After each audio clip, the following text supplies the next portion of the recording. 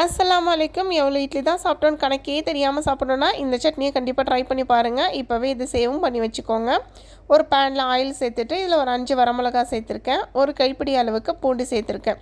இது அப்படியே லைட்டாக வதக்கிக்கோங்க. ஒரு வெங்காயத்தை இந்த மாதிரி கட் பண்ணி சேர்த்துக்கோங்க.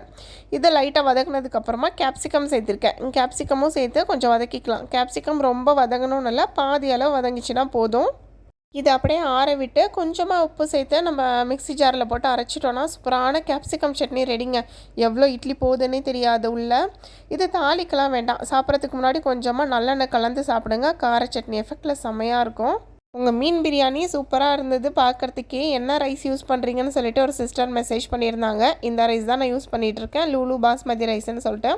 இதனுடைய ரேட் வந்து 3.890 வரும். சீப் அண்ட் பெஸ்ட்டாக ஒரு சாக்லேட் ட்ரை பண்ணோன்னா இந்த அடோர் சாக்லேட் ட்ரை பண்ணலாம். இது 900 ஃபில்ஸ் தான் நான் ஆஃபரில் வாங்கியிருந்தேன். செம்ம டேஸ்ட்டாக இருக்கும். ட்ரை பண்ணி பாருங்கள்.